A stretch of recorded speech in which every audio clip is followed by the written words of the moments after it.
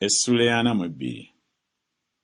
Awo abaami bonna ab'ebitongole ne Yokanani mutabani wa Kaleya ne Yezaniya mutabani wa Kosaaya n'abantu bonna okuva ku muto okutuuka ku mukulu ne basembera ne bagamba Yeremiya nnabbi nti, tukwegayiridde okusaba kwaffe kukkirizibwe gy'oli, otusabire eri Mukama Katonda wo ng'osabira ekitundu kino kyonna ekifisseewo, kubanga tusigaddewo batono ffekka abaabanga abangi ng'amaaso go bwe gatulaba.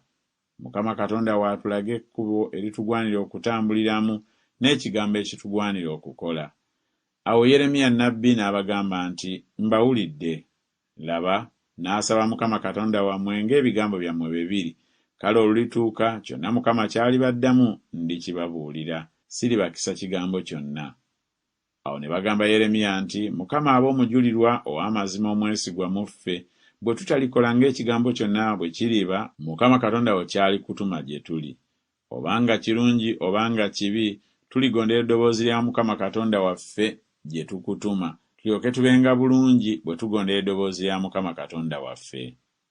Awo olwatuuka ennaku 10 bwe zaayitawo, ekigambo kya Mukama ne kijjira Yeremiya. Awo n'ayita Yokanani mutabani wa Kaleya n'abaami bonna ab'ebitongole abaali naye n'abantu bonna okuva ku muto okutuuka ku mukulu, n'abagamba nti, bw'ati bw'ayogera Mukama Katonda wa Isirayiri, gwe mwantuma okwanjula okusaba kwammwe mu maaso ge nti, bwe mulikkiriza okubeera mu nsi eno, kale ndibazimba so siribaabya, era ndibasimba so siribasimbula, kubanga nejjusizza obubi bwe nabakola.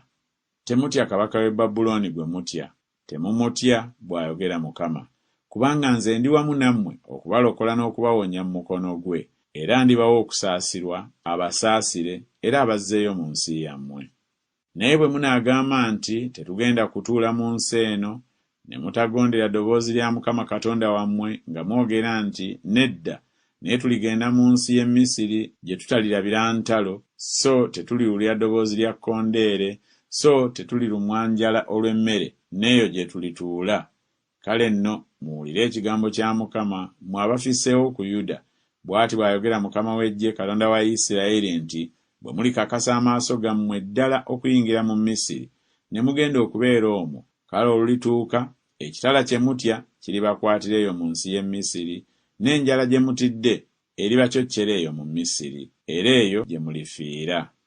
Bwe kityo bwe kiriba eri abasajja bonna abakakasa amaaso gaabwe okugenda e Misiri okubeera eyo, balifa n'ekitala n'enjala ne kawumpuli.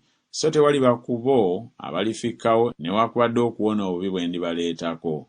Kubanga bw'ati bw'ayogera Mukama w'eggye, Katonda wa Isirayiri nti, obusungu bwange n'ekiruyi kyange nga bwe byafukibwa ku abo abaali mu Yerusaalemi, ekiruyi kyange bwe kirifukibwa ku mmwe, bwe kityo bwe muliyingira mu Misiri, era muliba kikolimo n'ekyewuunyo n'okukolima n'ekivume, so temuliraba nate kifo kino.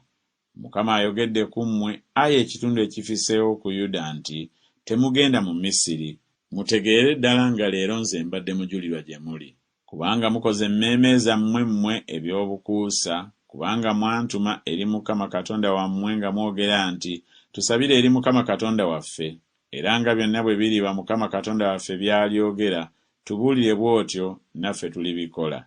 Era leero mbibabuulidde, naye temugondedde eddoboozi lya Mukama Katonda wammwe mu kyonna ky'antumye gye muli. Kale nno mutegeere ddala nga mulifa n'ekitala n'enjala ne kawumpuli mu kifo gye mwagala okugenda okubeera.